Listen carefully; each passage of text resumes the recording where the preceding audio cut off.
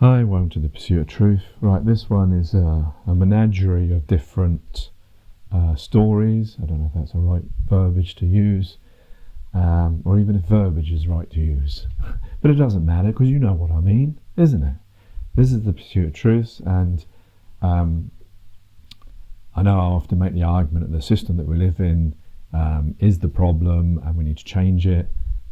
Usually to do with money and to do with the division of humanity by land, greed, possession, all that kind of stuff. So these are more examples of that. This is the world we live in. This is, the first one is about E-numbers and vegetarians. And I never heard the story. This was on James Martin's Saturday Morning on ITV. He's a cook. I don't know if he's a chef. But he questions about pastry. That apparently pastry, there's an E number that does have vegetable, animal parts in it, but it's not. But they're allowed to get away with that. They're allowed to sell it as, put the vegetarian sticker on there, because this apparently this chemical appears within humans, and so therefore it's not counted, and some kind of workaround to sort of get around the fact. And apparently that's in a lot of breads, which of course, if you're a vegetarian or a vegan, you're going to be horrified by that, because you've been trusting this information thinking that, you're not eating animal product, especially vegans.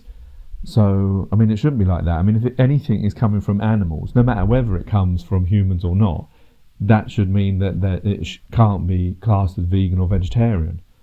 So I don't know how true this is, but I thought it was quite interesting. The other ones to come are to do with the blood inquiry, which we've covered many times on Pursuit of Truth, which is to show Hillsborough as well. Both of those to show that these are cases that came up, and people try to whistleblow. People try to say there's a problem, but as usual, people weren't listened.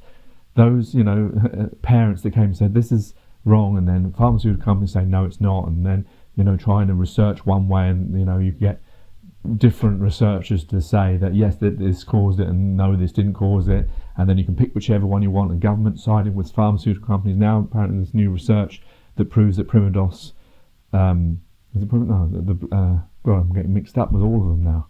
I don't even remember what story it is. No, is it? No, it's two. It's the blood and the primodos. I think there's both of them on this, which we both cover both of them. So yeah, but also to show that how long these trials, like Hillsborough, I was a child when that happened, and still, how many years could that be? 30 years with the blood one as well, 30 years with the primodos. It's like, how does it take this much arguing back and forward until, hoping that all the people involved will be dead by the time you have to pay out, or you have to admit that fault. This is the world we live in, and of course this is because of the system, and it also shows how the failure of the system is not working for lots of reasons. And this, to do with the Hillsborough one, is to do with they wanted, after the Hillsborough inquiry, they wanted to have a charter where the police wouldn't be able to lie to try and cover up, that there it should be that it's more important about telling the truth than covering up all that kind of thing. But the problem is with this thing, and the lady argues that because it's a code of practice rather than being put into law, well, it doesn't matter anyway, because the problem is humans lie. That's the problem. I don't think it's intrinsic. I think it's learned, or it's a behaviour that we could teach ourselves out of, or not teach ourselves in the first place. I don't know about that one, but of course that's the problem. Even if you put it in law, well, there's lots of laws in there where people lie. We're seeing the inquiries going on of COVID-19. I can't remember if that's, I think there's Michael Rosen, the poet, who talks about it. His speech his take on it was really interesting. And, with COVID-19, like a lot of people have said, they're all swearing oath, an oath to tell the truth, the whole truth, nothing but the truth. And yet different stories are coming out. And of course you can sort of square that around in some ways, but what it probably means is that someone can't be telling the truth. You can't all be saying you swear to tell the truth and you have different accounts. Of course, there are ways around that, like memory and all other kind of stuff. But let's stay with these ones. So here's the ones for today. pastries that are out there, this is one of the little factors that you've spotted on the little packet. I didn't realise about this. I didn't realise about that either. It's really interesting. It says on the box that there's an E number that doesn't have to be declared, that it actually uses animal products. It can be produced, so the E number that is used in a lot of bakery products, so all, in the bread that you eat, in the pastry that you eat, it's used to allow the gluten to relax, and so they don't have to use the rest times. But because your body produces a small amount of it, it doesn't legally have to be declared. Okay. So it's cheating. They're trying to speed the process up. The cheapest way to do it is from animal hair and from human hair, and then they break it down. But because it becomes a neutral product, they don't actually have to declare the E number. One of the crew has been saying to me as well, the interesting thing about that is because you've only got flour, you've got water, and you've got the butter. Two raw materials, flour and particularly butter, who've dramatically risen in price over recent months. I believe you've been working for months and months and months and not making anything. It's just see how he tries to skip over that a bit. But yeah, I thought that was quite interesting. Of a more generous system for financial support for those. Let's go to the next one. So that's the code inquiry going on. Okay. Now, campaigners have welcomed a breakthrough study which appears to have uncovered links between the pregnancy testing drug primodos and birth defects. It comes after a legal challenge against the manufacturers, and the Department of Health collapsed in May because of a lack of evidence. Our home editor, Jason Farrell, has this report. This is 1980, and Sean Hayes is 10 years old. But 2 months after this filming, he died due to a heart problem he was born with. His father, Robin, had always believed the condition was caused by a drug called primodos, given to Sean's mother by her GP as a pregnancy test. For decades, he would try to prove it. This folder was the first to arrive. And 43 years after Sean's death, he's still trying. But a legal challenge against the drug manufacturer and the Department of Health failed. Earlier this year, a judge decided a group of over 100 claimants didn't have the evidence nor the resources to mount a case. Robin was among those threatened with the manufacturer's legal costs unless they promised never to make another claim. They're asking us to agree not to claim and to make no further claim at any time in the future. Yeah. On balance, I think it's fundamentally threatening. Yeah. It's designed to scare the wits out of people. But just months after the case collapsed, a new study has been published. A leading researcher in Sweden has spent 2 years compiling evidence concluding the drug does cause malformations. Professor Danielson says primodos could have the same effect as the morning after pill.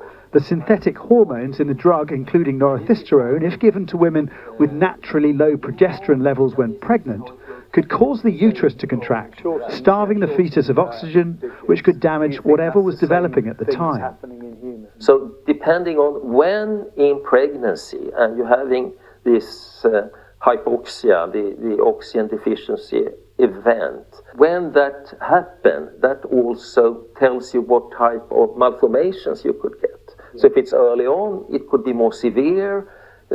For example, an amputation of the arm. Later on, it's more the branches of the latest developed vessels. Alleged primodos victims range from those with shortened limbs to hand defects to damaged internal organs such as the heart and brain.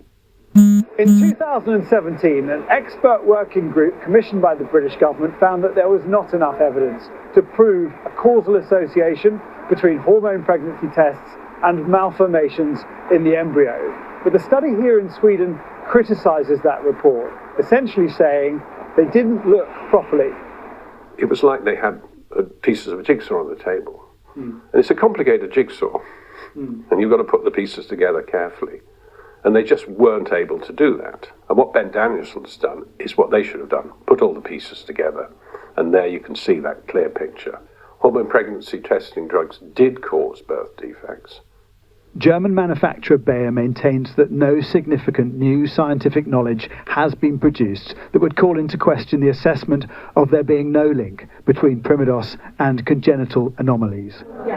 Campaigners have taken their cause to Parliament, And this new study will add pressure on the government to set up a fund to help those allegedly damaged by the drug. Jason Farrell, Sky News. Just some breaking news in South Wales Police. Okay, here's the next one. The government's slow response, Mr. Johnson admitted that he and his government should have twigged much sooner.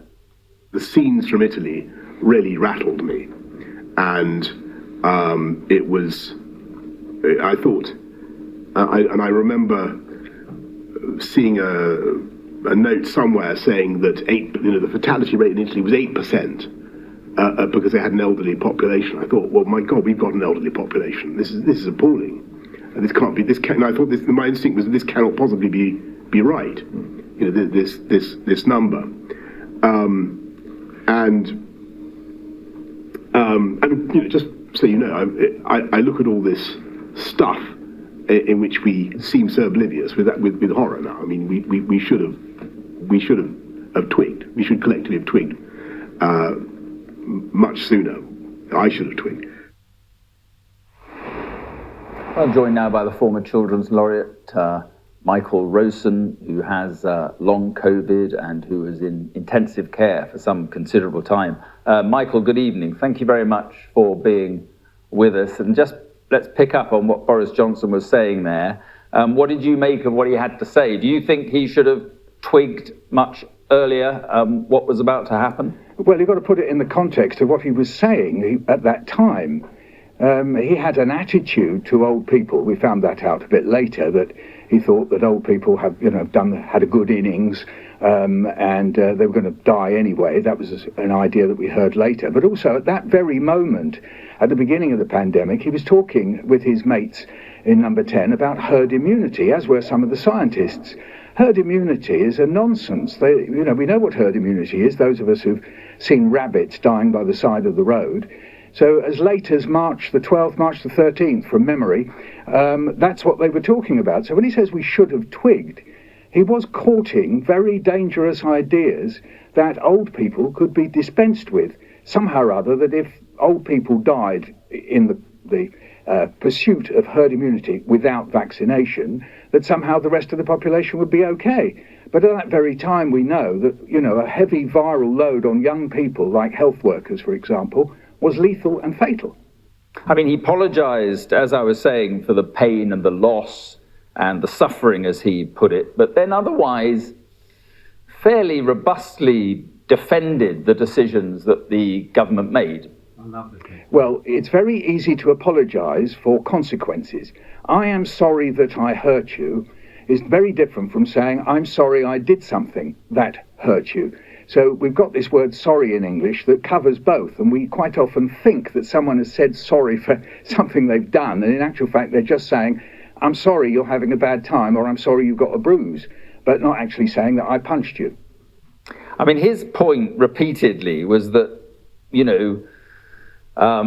people had to remember that they were enacting policy that had never been enacted in our lifetimes, that this was an unprecedented event that they were grappling with. That came up again and again, didn't it? Yes, indeed. But then there had been Operation Cygnus, from memory, I think, in 2014, which was looking at how we would respond in the face of some kind of epidemic, pandemic.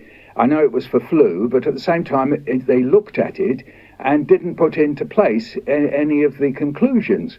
So when this pandemic started, there was no PPI, that wasn't there, so the health workers were wrapping themselves in bin bags and were very sorely, badly protected. Transport workers didn't have protection in their buses, for example, and there was a spike amongst transport workers at the very beginning getting COVID because of the viral load. That's like a great weight of the virus on you, if you like.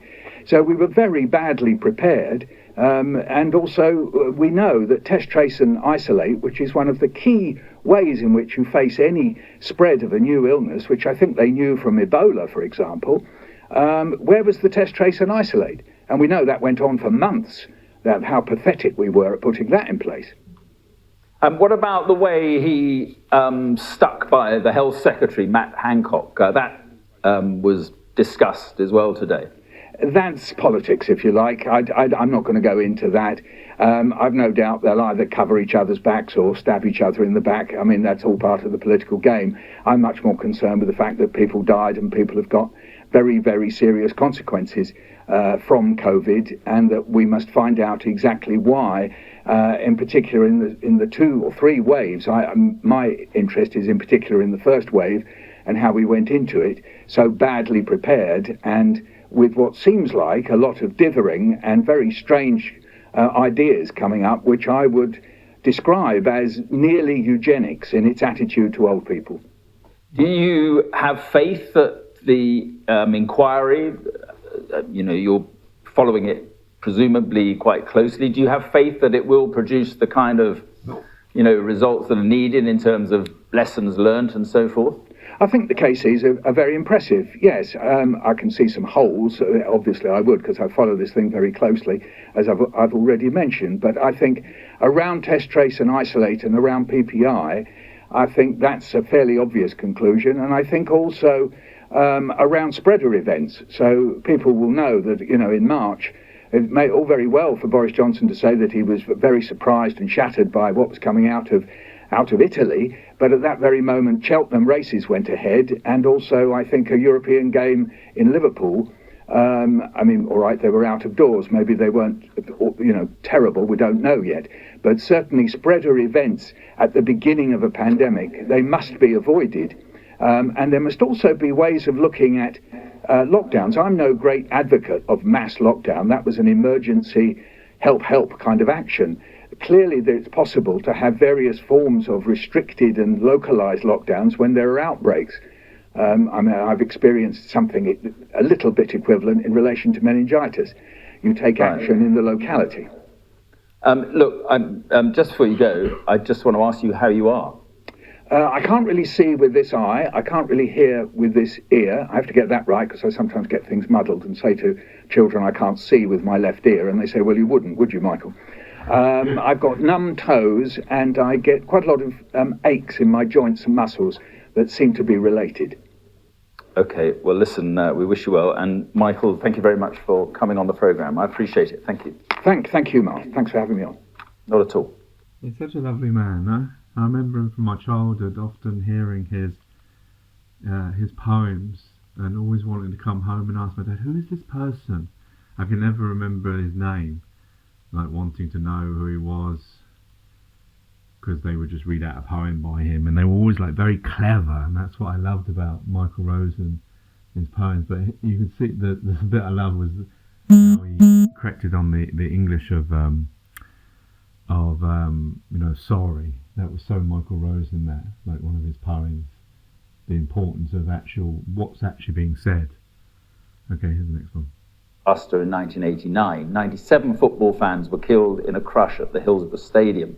But police covered up their failings by blaming fans. A report into the disaster recommended a Hillsborough law which would make it a legal duty to put public interest above the reputation of an organisation. But the government has stopped short of this. Well, I'm joined now by Tracy Robinson, whose brother Stephen died at Hillsborough. Thank you for coming on the programme.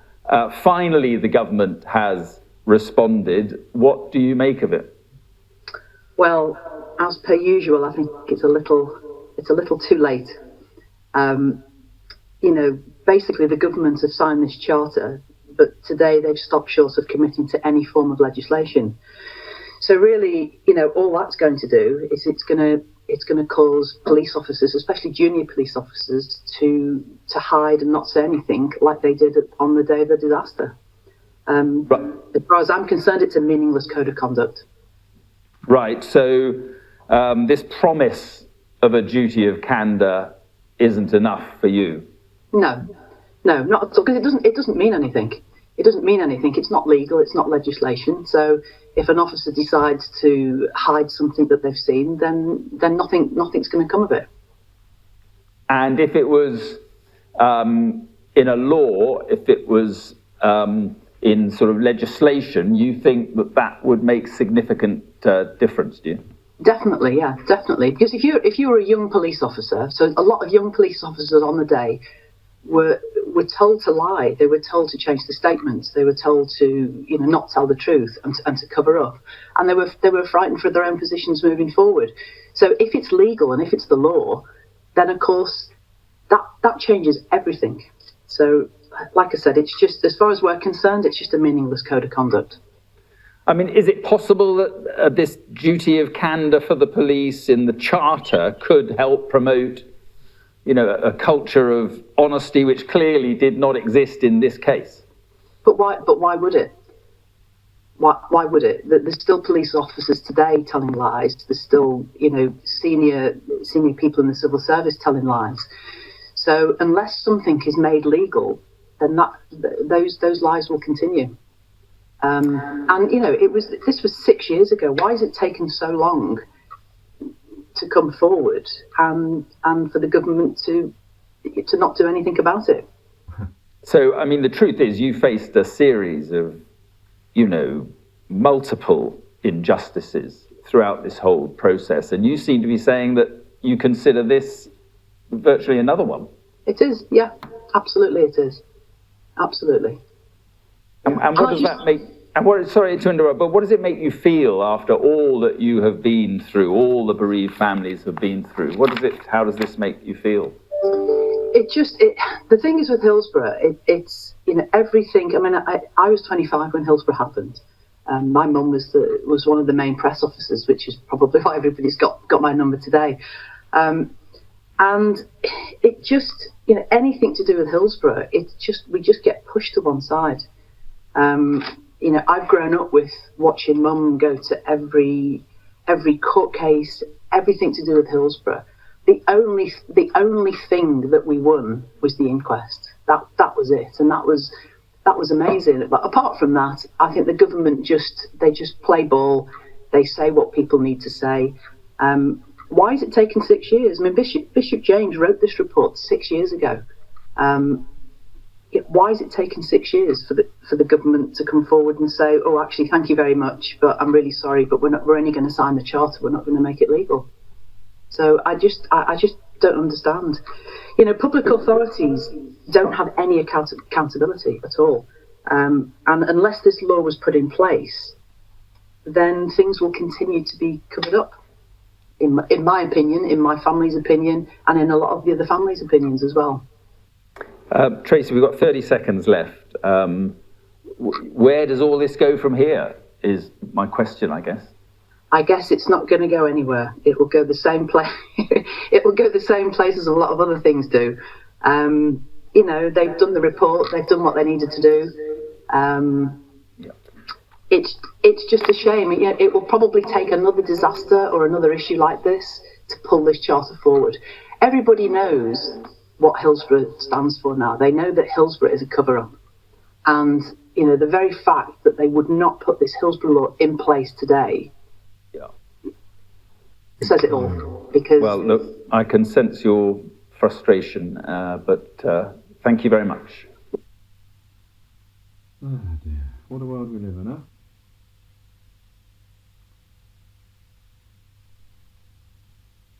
Let me find the next one. Hello, welcome back. Now, I want to talk to you about the infected blood scandal. It's where thousands of people in the 70s and 80s were given contaminated blood, and around half of them have already died. Now, last night in the House of Commons, MPs voted against the government and in favour of a new compensation scheme, and today campaigners were in Downing Street calling for faster action. Sky correspondent Amelia Halper reports. Why can't they deliver justice on this when people have been waiting for decades? For years, they felt unheard. Now, victims of the NHS infected blood scandal say no more. Thousands died after being treated with contaminated blood products in the 1970s and 80s. Among the survivors, Suresh, treated for haemophilia. I was given some contaminated blood products from the government, and with that I got HIV, hepatitis C, VCJD, and the hepatitis A and B. So with that, my life's been kind of turned upside down. Upon doctor's advice, we were asked to sort of abort our baby, and it took away the chance of being a parent. The nose to the left. 242. Campaigners took to the streets after MPs backed plans for a new body to administer a compensation scheme following a rebellion by Tory MPs. Survivors and bereaved partners have already received interim payments of £100,000 as part of the ongoing public inquiry, but for them it's far from the end of the road. We've been here for 5 decades and we still haven't reached the end line. I don't know when that's going to be, so it's a bittersweet moment really. People here want their voices heard today. For victims and their families, they say for decades they've been overlooked and compensation has come far too late. Handing a letter to Downing Street, survivors and their families urged the government to extend compensation to the parents and children of victims and to deliver this new body without delay. They were supported by the Labour MP responsible for the vote in Parliament. It sends a really clear message to government. They can't keep coming to Parliament and saying we're working on it, we're working at pace, it's all very difficult. You can put a man on the moon. Surely we can get this sorted out. Earlier this year, the chair of the public inquiry criticised the government for not acting sooner. If it troubles my conscience, I would think it would trouble the conscience of a caring government. And it's this that victims and their families say are missing, according to one lawyer representing some 1,500 of those affected. People are not simply looking for money, they're looking for recognition, they're looking for an explanation as to how this could have happened and how successive governments could have lied about it for 50 years. In what's widely regarded as the biggest scandal in NHS history, it's taken years to get to this point. And for those here, it's just the start of many more. Amelia Harper, Sky News. Well, let's talk to Sky's Deputy Political Editor, Sam Coates, shall we?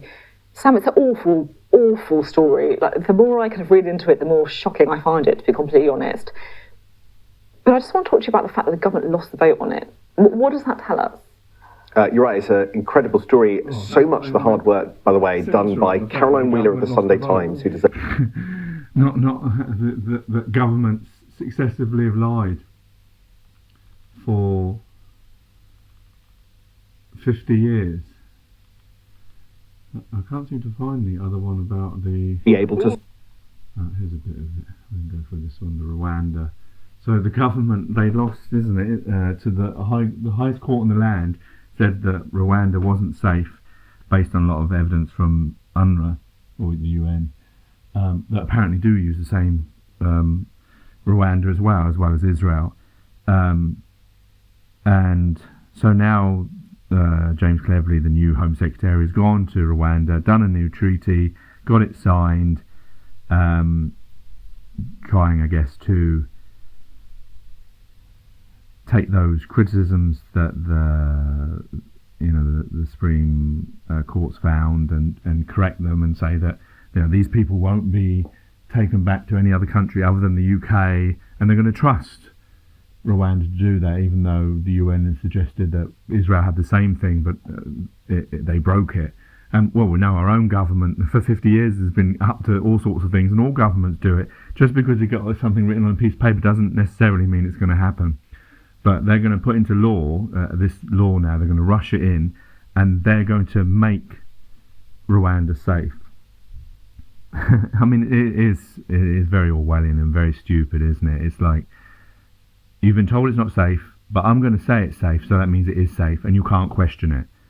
And then you're going to say that we live in a democracy, and there's fairness, and there's equality, and there's law. It just proves the point that the system is not working, because the system is producing people who are doing all these things, and that's the main thing. The system isn't just the system of money and government and buildings and all that kind of stuff. The system is also how it makes human beings. And the problem is we're seeing lots, today on this Pursuit of Truth, you've seen so many different scandals, so many different corruptions. These all come from the system, because the system bred these human beings that lied, that covered things up, that did all these things. So unless we change that system, these things are not going to change, because it breeds the people, the humans, the way we think. Anyway, here's a bit more about Rwanda. And the left. And it does feel to me as if this bill may have alienated both sides for very different reasons. Let's take a look now, shall we? This is Sky's Deputy Political Editor, Sam Coates' report on a very fast-moving day and how we got there. Trying and failing to send migrants here to Rwanda, the biggest sore of Rishi Sunak's government. This woman, one of 4 Home Secretaries who tried to get the scheme off the ground. 3 weeks after she was sacked, demanding the PM make it happen. It is now or never. The Conservative Party faces electoral oblivion in a matter of months if we introduce yet another bill destined to fail. Do we fight for sovereignty, or do we let our party die? Can your Rwanda plan be said, Prime Minister? Are you ready for a rebellion from your own MPs? The Prime Minister insists he's committed to the plan. Today, he and Home Secretary James Cleverly publishing emergency legislation they say will get the planes off the ground. Decision makers, which both the Home Secretary and immigration officers and the courts must all treat Rwanda as a safe country. He says that international human rights law won't be able to stop people being sent to Rwanda. Where the European Court of Human Rights indicates an interim measure relating to the intended removal of someone to Rwanda under or purportedly under a provision of Immigration Acts, a Minister of the Crown alone, and not a court or tribunal, will decide whether the United Kingdom will comply with those interim measures. The opposition scathing. Well, this is total chaos in the government and in the Conservative Party. This is the desperate, dying days of the party ripping itself apart, clearly totally out of ideas, lost any sense of leadership or direction. But now MPs and lawyers must decide whether this proposed law will really make a difference. Influential members of the Tory right tell me they're already worried. This legislation does not go far enough. It's a moment of huge peril for Rishi Sunak. Past Tory Prime Ministers undone by letters of no confidence, but this one at the mercy of legislation. Downing Street already losing 1 vote this week, their first, and something that in the grand scheme of things didn't matter. They lose one on migration. Who knows what the future holds for the Prime Minister? The Prime Minister has said repeatedly he wants to stop the boats. We all support him in that, but if he wills the ends, he must will the means. If Rishi Sunak comes up with a fudge in this legislation, do you think it could be the end of his premiership? I refer the right honourable gentleman to the answer I gave some moments ago. Things about to get worse. No sign this evening of the hardline immigration minister, Robert Jenrick. Friends say he's quit. Will he be the first of many to take a stand? Sam Coates, Sky News, Westminster. Now, we told you it was going to be a fast-moving evening of news, and just as that report by Sam Coates was playing, we have had confirmation from no other than the Home Secretary, James Cleverly, in the House of Commons, that Robert Jenrick, immigration minister, his number 2, has resigned. So we have that officially confirmed now by the Home Secretary, James Cleverly, that the immigration minister, Robert Jenrick, has resigned on the very day that the bill he's been trying to shepherd, he's been trying to create, the Rwanda bill, has been published in its draft form to MPs. Now, I have to say, it felt to me, really since this morning, that this was going to be one of those significant days for Rishi Sunak's premiership. Not only that, but on the date of the next election.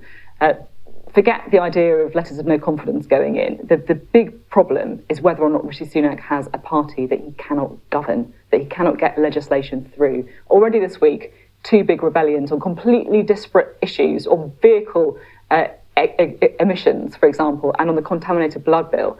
And now, a bill that the very own minister can't get through the House of decided that he can't get through the House of Commons, that he is resigning over. It feels to me as if the odds on a spring election have rocketed up this evening. Now, I had been expecting to speak to the Home Office Minister, Laura Farris, right now. Okay, so that's enough of that.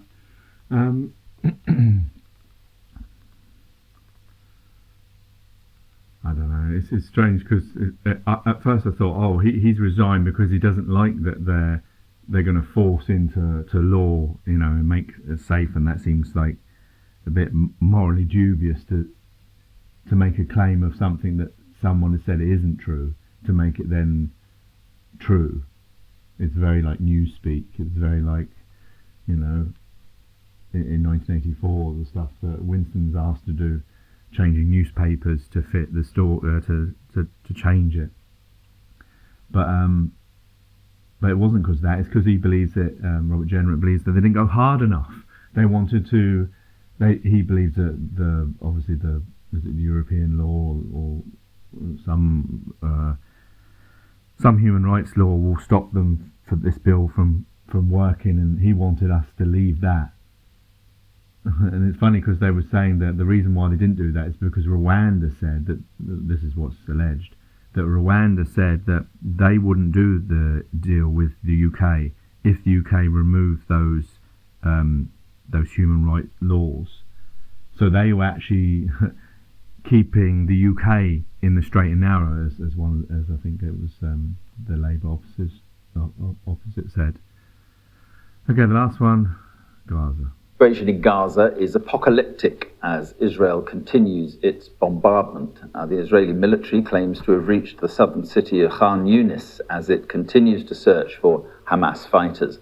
The UN's Human Rights Commissioner has warned that action must be taken to prevent atrocities taking place. Catastrophic situation we see unfolding in the Gaza Strip was entirely foreseeable and preventable. My humanitarian colleagues have described the situation as apocalyptic. In these circumstances, there is a heightened risk of atrocity crimes. Measures need to be taken urgently, both by the parties concerned and by all states, particularly those with influence, to prevent any such crimes. The international community needs to insist with one voice on a ceasefire immediately, on human rights and humanitarian grounds. Well, our Middle East correspondent Alistair Bunkle joins me live now from Jerusalem. Good evening, Alistair. Is Israel taking any notice of these increasingly dire warnings about the humanitarian situation? Well, I mean, what I'd say, Mark, is from our own personal eyewitness reporting, we have just returned to Jerusalem, where we spent much of the day down in the south, very close to the Gaza border, pretty much as close as you can get. And for the time we were down there, we had the constant sound of attack helicopters, which we could see in the sky, launching missiles into Gaza, drones overhead and fighter jets, and the sound of the booms of artillery fire going into Gaza. Now, whilst I don't actually think, from my experience, that there was as much fire going to Gaza today as there maybe has been on other days, quite clearly it is very, very active down there.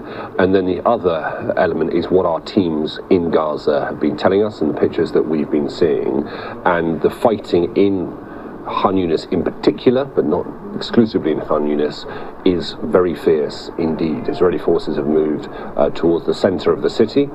They think it is there that Hamas have another extensive network of underground tunnels. They also think that it is possible that in Khan Yunis some of the Hamas senior leadership are hiding underground and possibly holding some of the hostages underground. So it is a major target for them.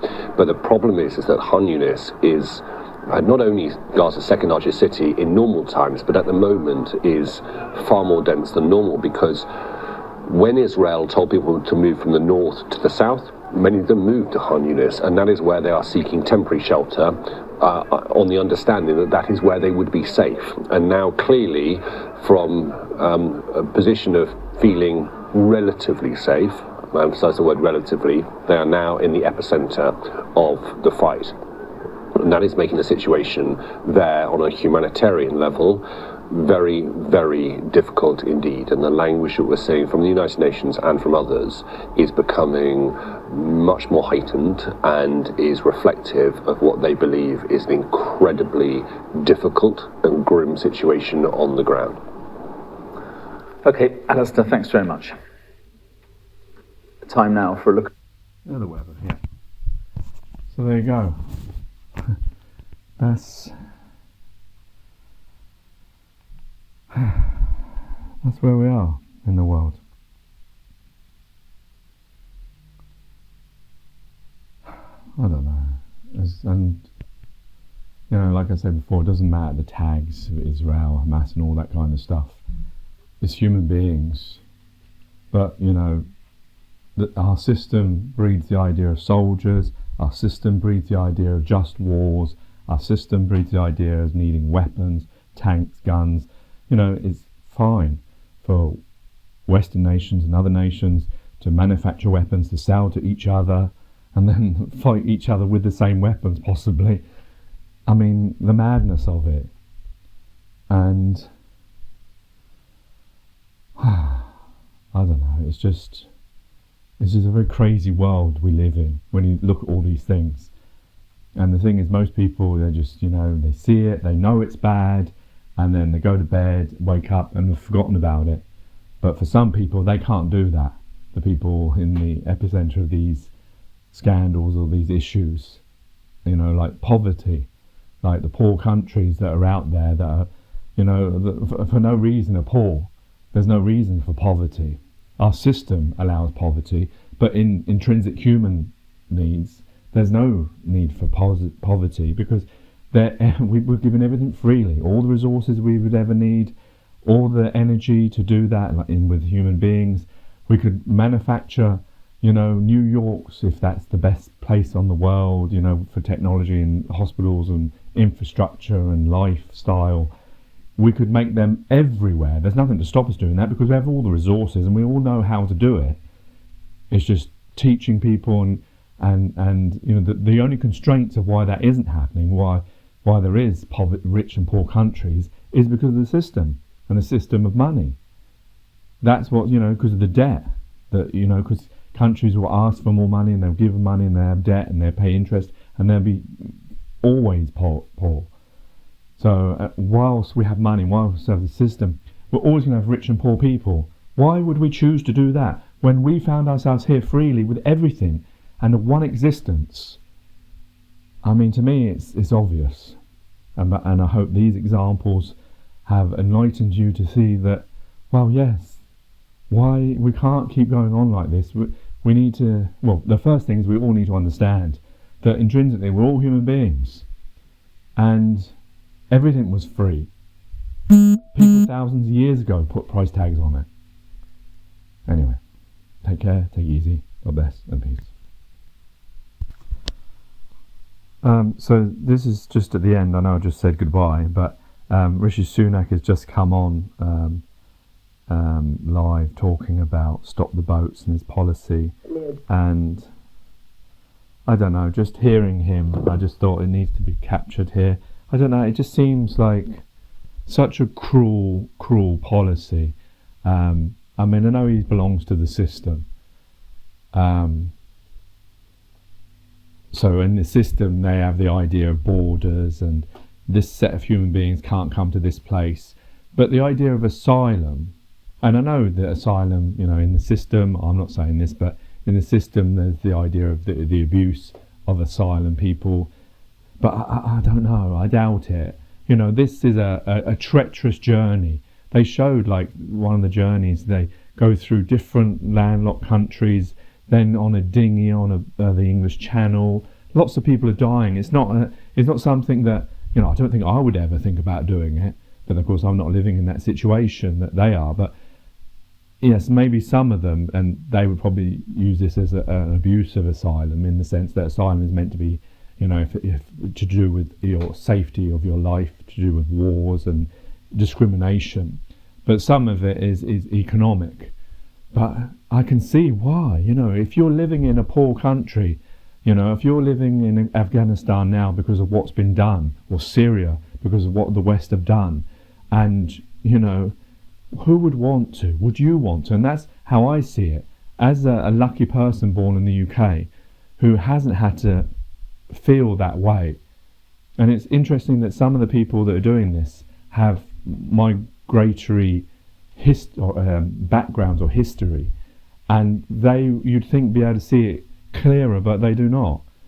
I don't know, they keep talking about this is what the British people want. Well, I'm a British person, although I don't believe in tagging myself in that, but in the system terminology, I do not want this to happen. I do not support stop the boats, because these are human beings.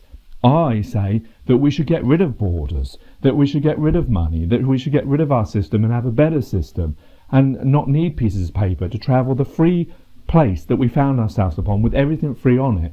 And we should take away all that ownership of everything. And we should be making places better. We should be spending our time and energy on making every place that we find ourselves better. And then everywhere will be nice. Everywhere, there will be no need for migration, because everywhere, and it's not because I want to stop migration, because I believe that people won't need passports, they won't need pieces of paper to be able to go to a place that is equally all of ours or none of ours. And so if everyone wants to move and change and whatever, that's up to them. But why would we have places that are poor? Why would we do that? If we go and colonise the moon or Mars, are we going to do that? Of course we're not. So why don't we do it here first?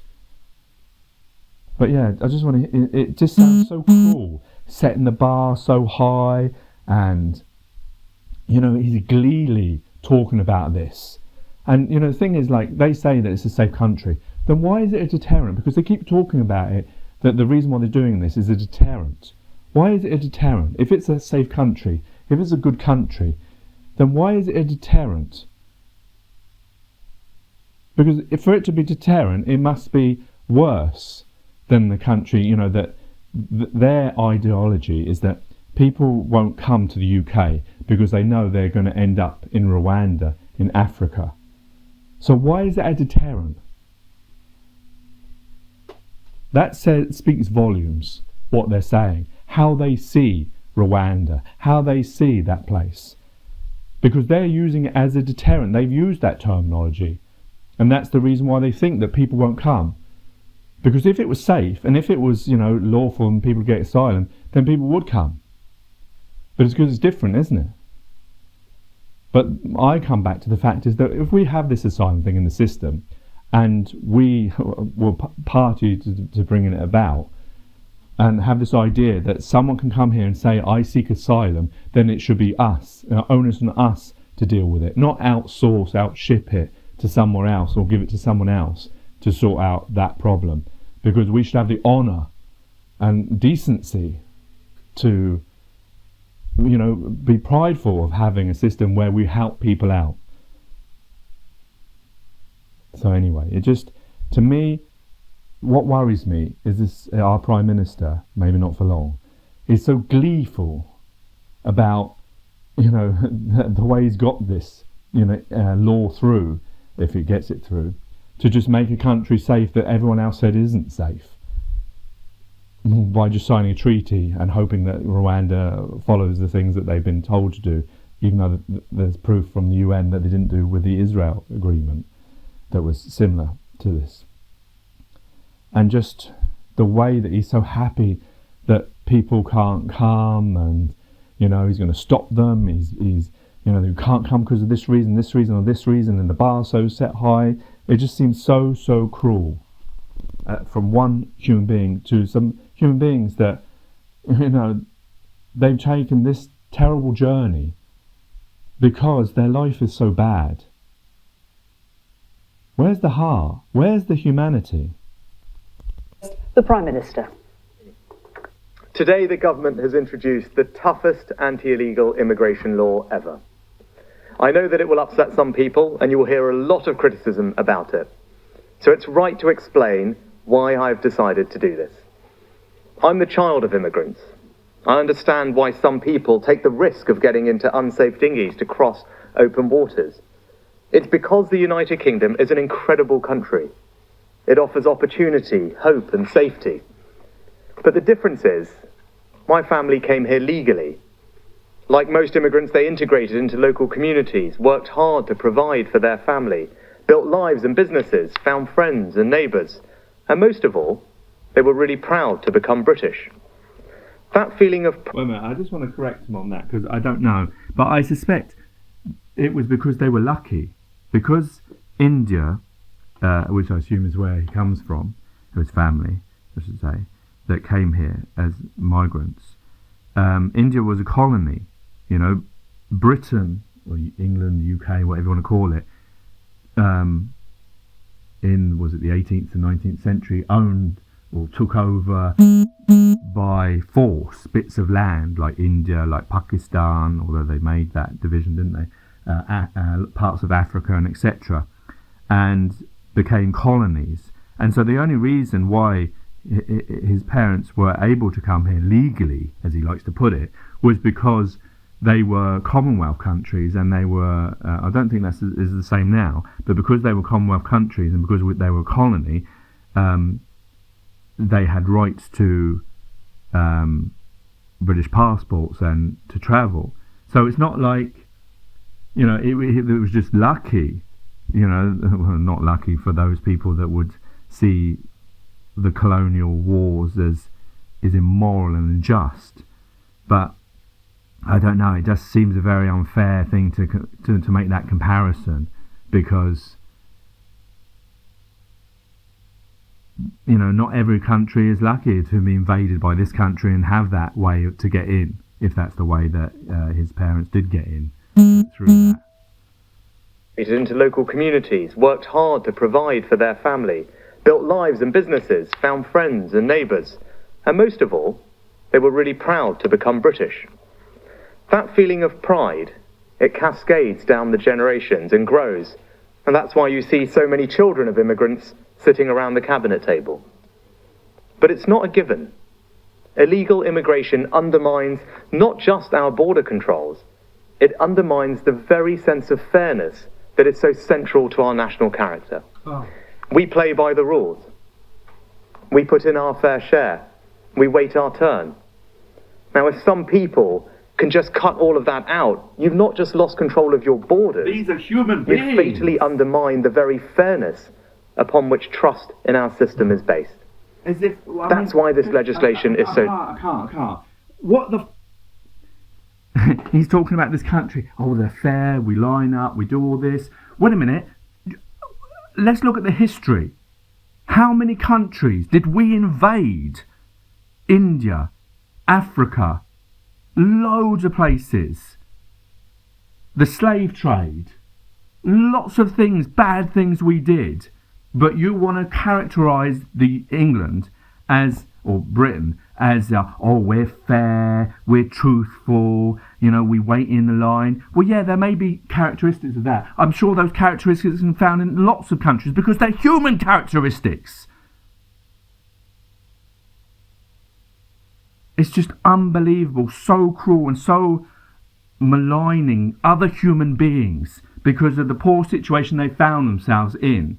And it's just not truthful. It's not truthful to say that, you know, oh, these people are, you know, we're so fair, we're so truthful. Well, we weren't very truthful in the Iraq and Afghanistan illegal wars, were we? And lots of other scandals that we found governments in this country, and this isn't, like I say, with the tags, this can be found everywhere where there's leaders. But it's just so cruel, isn't it?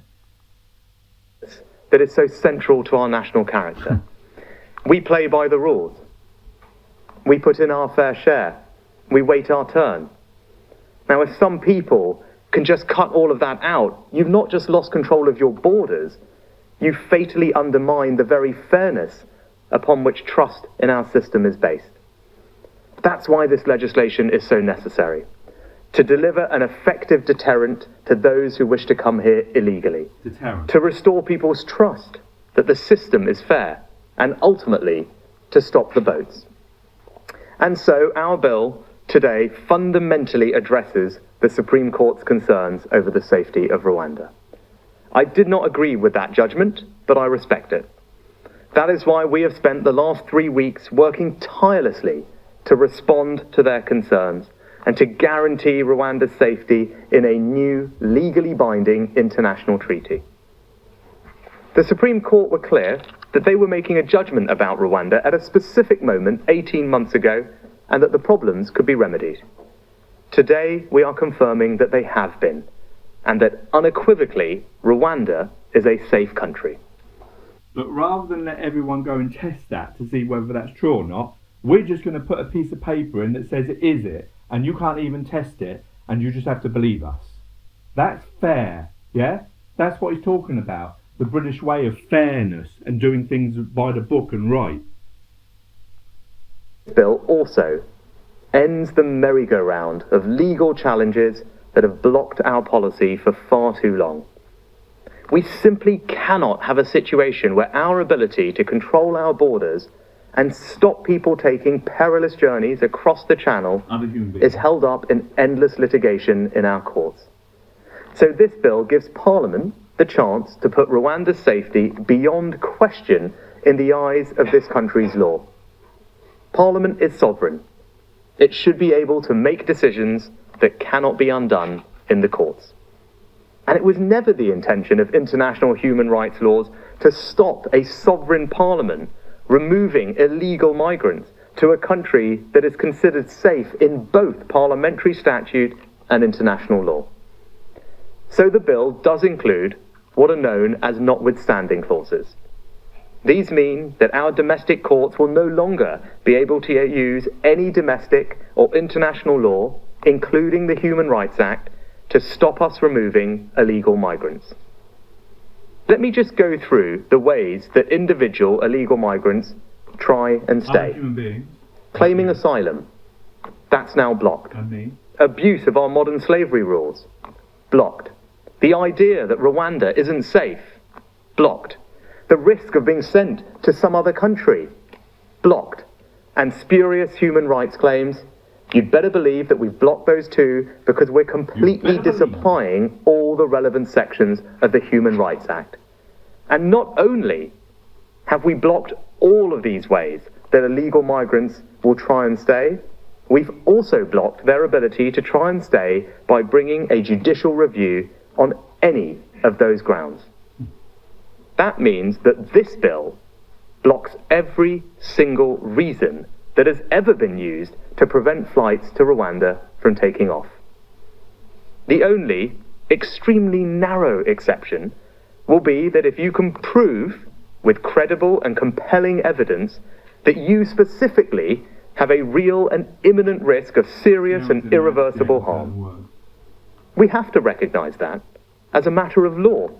And if we didn't, we'd undermine the treaty we've just signed with Rwanda. As the Rwandans themselves have made clear, if we go any further, the entire scheme will collapse. And there is no point having a bill with nowhere to send people to. But I'm telling you now, we have set the bar so high that it will be vanishingly rare for anyone to meet it. And once you have been removed, you will be banned for life from travelling to the UK, settling here, or becoming a citizen. But of course, even with this new law here at home, we could still face challenges from the European Court of Human Rights in Strasbourg. So let me repeat what I said 2 weeks ago.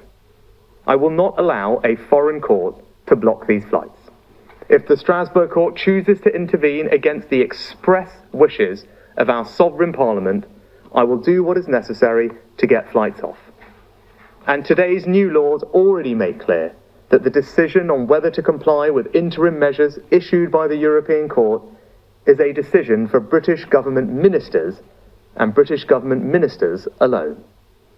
Because it is your government, not criminal gangs or indeed foreign courts, who decides who comes here and who stays in our country. Now, of course, our Rwanda policy is just one part of our wider strategy to stop the boats. And that strategy is working. I've been Prime Minister for just over a year now, and for the first time, small boat arrivals here are down by a third, even as illegal crossings in the Mediterranean have soared by 80%. Let me just repeat that. Small boat arrivals here are down by a third. To help achieve that, we've signed returns and cooperation agreements with France, Bulgaria, Turkey, Italy, and Georgia. Illegal working raids are up nearly 70%. 50 hotels are being returned to their local communities, and we are housing people in a new barge and in former military sites. The initial asylum backlog is down from 92,000 to less than 20,000. We've returned over 22,000 illegal migrants, and as our deal with Albania shows, deterrence works. Last year, a third of all those arriving in small boats were Albanian. This year, we've returned 5,000 people and cut those arrivals by 90%. And Albanian arrivals have far more recourse to the courts than anyone under this new legislation. That's why I'm so confident that this bill will work. Lord Sumption, the former Supreme Court judge, believes this bill will work. We will get flights off the ground, we will deter illegal migrants from coming here, and we will finally stop the boats. Thank you. We turn some questions from the media. Can we start with... Before I do it, I don't know if I'm going to share all these, but they were saying that the actual amount of, because I don't know how many hotels they have in Rwanda, but they're saying it's going to be like 1%. So all this over 1%, and how many millions? Which they, the opposition Labour asked James Cleverly how much all this is going to cost, and he didn't answer that question. Just for a few hundred people. But I suppose they're hoping that the deterrent side of it will stop people coming. Let's see if any of the questions are going to be hard. I'm sure they're not. BC. Thank you, Prime Minister. Chris Mason, BBC News. Are you saying to your MPs bluntly on all of this, back me or sack me? What I'm saying, not just to my MPs, but the entire country, is that I share their frustration. Whoa. Don't talk about us. You don't know us. You're going to talk about a small pocket of people, those, how can I politely put it? Is it Daily Express? Daily Express readers. Although those people that maybe, don't like other people, they're the ones you're talking about. I'm sure, I would hope, the majority of good people will not be backing this horrible, cruel plan. I don't know. Maybe I'm wrong, but he's not talking for me. I wish he stopped talking for as if he knows what all of us. He hasn't had a referendum, so stop saying that. It's not factually accurate. You can't prove that. Patience with this has worn thin. One of my 5 priorities at the beginning of the year was to stop the boats, and I'm pleased that we've made progress. Down by a third. For the first ever time, by the way. That shows that our plan is working, but we've got more to do. And that's why this legislation is so important. We've got to end the legal merry-go-round that has blocked us from getting our Rwanda scheme up and running. That's what this legislation does. That's what the new treaty that the Home Secretary signed this week does. And it will mean unequivocally that Rwanda is safe, and there should be no more blocks to our ability to get people on planes and send them to Rwanda, because that is critical. We must have a deterrent that says, if you come here illegally, you cannot stay and you will be removed. And when we can get that up and running, as we have with Albania, we will see the numbers come down. I'm absolutely committed to seeing this through, because I share the British people's frustration. It's patently unfair what is happening at the moment, which is why it requires action like this that is novel, that is contentious, but that's what we're about. We're about getting stuff done on the things that matter. This matters, and we're going to make sure that we deliver. Next, can I turn to ITV? Prime Minister, you've made clear that stopping the boats is one of your biggest promises to voters, and you're also telling us this legislation is the way to do it. So can I ask you, will next week's vote be treated as a vote of confidence in your government, and will you throw Conservative MPs out of the party if they defy you? You don't know, but what this vote is about confidence in Parliament to demonstrate that it gets the British people's frustration. I get it. I'm acting on it. So actually the real question when it comes to all these votes is for the Labour Party. Because I want to get this legislation on the statute books as quickly as possible. That's what we're all about. We've moved at record pace since the judgment to get the treaty, to get the bill introduced. So the question now is the Labour Party. It's funny how quick they are, yeah? They're very quick on things they want to do. They weren't quick with COVID inquiry, were they? They weren't quick with the blood inquiry. They weren't quick with primodos. They weren't quick with Hillsborough. But this one, they're super quick with. No, but we've got a plan, right? We've got a plan to pass this legislation, and I want to pass it quickly, right? But I'm not hearing from anyone else that they've got a plan, right? So the real question, when it comes to Parliament, question for all of you to ask is, what are the Labour Party going to do about this vote? What are they going to do about this legislation? Because we've got a clear plan to stop the boats. Deterrence is a critical part of it. There is no way to stop people coming here unless you have a deterrent that means they will be sent somewhere else. It's as simple as that. This is our deterrent, and we are doing everything we can to get it on the statute books and get it up and running. So the question for votes in Parliament is, what is the Labour Party's plan, and are they going to back this legislation? Next, can we go to Sky? Thank you. Prime Minister, do you see the reality of what is happening here You've lost control of your party, and this has become a confidence issue, not in Parliament, but in you. Do you accept that, and will you call an election if you lose these votes? What's happening here is we're delivering on what I said. Right? Let's just look at the record, let's just look at the facts. When I got this job, the number of small boat arrivals into this country had quadrupled in the past few years. Right? That's what happened. Since I've been here, and because of all the things that we've done, we've got the numbers down by a third. Right? That's my record on this situation. We've got the number of illegal enforcement raids up by 70%. We've arrested literally hundreds and hundreds of people, right, in those raids, but also people who are coming illegally, who are facilitating this awful trade. We've closed down thousands of people's bank accounts who shouldn't have been here. We're returning over 20,000 people. That's my record on this issue. Those are the facts, and that's because I get it. That's because this is ridiculous what's going on, right? And we're doing something about it. Now, I want to finish the job, right? And finishing the job means getting this legislation on the statute books and getting this scheme up and running. I am determined to see that through because I think this is a top priority for the country. It's a basic matter of fairness, right? And that's what we're about. We're about delivering. I'm not interested in talking. I'm interested in doing things. The actions we've taken already have already made a difference, but we've got to finish the job, and I'm going to see this thing through. I said, I'm confident I can get this thing done, right? And I said, same question as I said to Anushka on ITV, the question is for the Labour Party, right? We're going to get this thing into Parliament. We've introduced it in record time. I want to get it on the statute books in record time. So the question is, not for me, I've got a plan. It's very clear what we're about and what we're trying to do, and we're confident it's going to work. And my track record tells you that I can get things done. The question's for everyone else. And crucially, the Labour Party, what's their plan? Are they going to vote for this legislation? Because if they really want to stop the boats, if they really get the values of the British people, then they should be fully backing this plan, and they haven't done that yet. Next, can we go to Daily Mail? Thanks, PM. Your immigration minister resigned last night, calling this legislation a triumph of hope over experience. I mean, he's right, isn't he? And he says you're going to end up being yet another politician who makes promises on immigration that you can't keep. I mean, he's right. This isn't going to work, is it? No, he's simply not right, actually. And Robert Jenrick, in his letter himself, outlined the remarkable progress that we've made in the last year. So we want to... Is there going to be any question that's really hard or not? I doubt it. All right, that'll do. All right. So there you go. That's British values. I don't know. It doesn't seem like British values to me. Well, they're on COVID with Boris Johnson now. The Prime Minister meeting begins to argue for letting it rip. Oh, yeah. Yes, there will be more casualties, but so be it. They've had. Oh, these are the actual statements, the bad statements he said. Okay, let's listen to this. So, let's see how we defend. Surprised how that was smuggled past the scientists. So that was a difficult session. Let's say the beginning.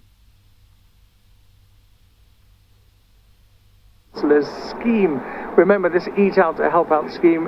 The scientists who've been giving evidence here, the Chief Scientific Advisor Patrick Vallance, the Chief Medical Officer Sir Chris Whitty, and then Jonathan Van Tam as well, all saying that they, as scientists, had no idea that this scheme was about to be introduced, and had they known, they would have told the Prime Minister and anyone else in government that this would drive up the infection rate, which, of course, if you have a pandemic and you have a virus which is circulating among the population, and then that population is encouraged to start eating out and mix with other people, you know what's going to happen next. Boris Johnson suggesting that they knew, but then he was shown evidence, meetings, exchanges, notes, that indeed the meetings that he had held with Rishi Sunak did not include any scientists. And I think he used a phrase, I'm surprised how that was smuggled past the scientists. So that was a difficult session.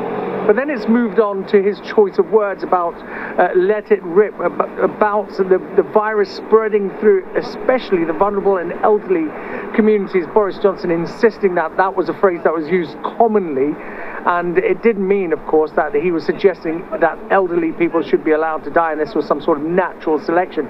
But then he was shown a series of notes from Sir Patrick Vallance, and again and again and again it was put to him that this was his choice of terminology, which made Boris Johnson feel very uncomfortable. This was the first time I've seen him in this inquiry, in this session certainly, his face reddening, puffing out his cheeks and looking quite uncomfortable. Let's listen to that exchange now.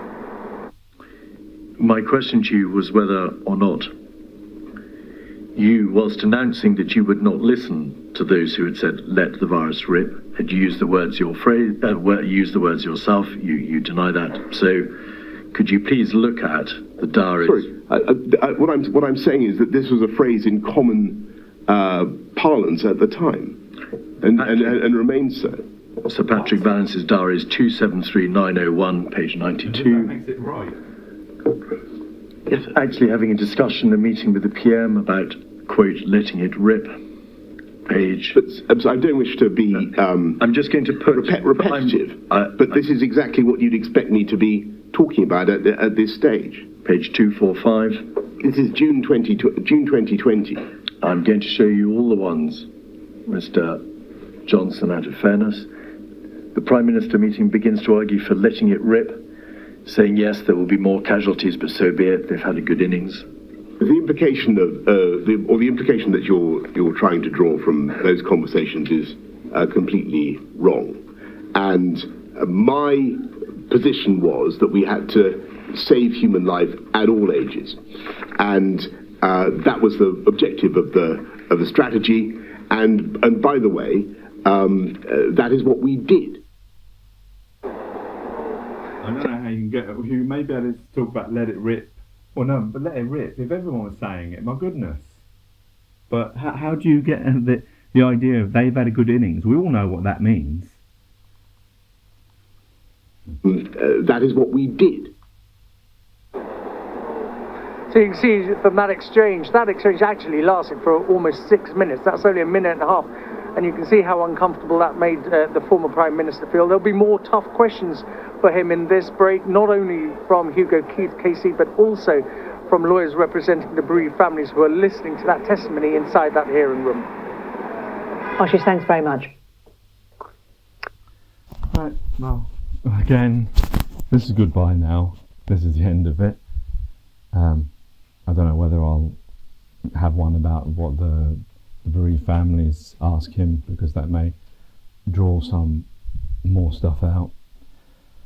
But all of these things, like I said, they all show the failing of the system. They all show that they're all to do with money. They're all to do with division of land and division of humanity. And that's not intrinsically true. We're all human beings. We all have equal ownership and domain of the place that we found ourselves upon, or none of it, depending on whether you believe in God or not. And we should be living a better existence. Take care, take it easy, God bless, and peace.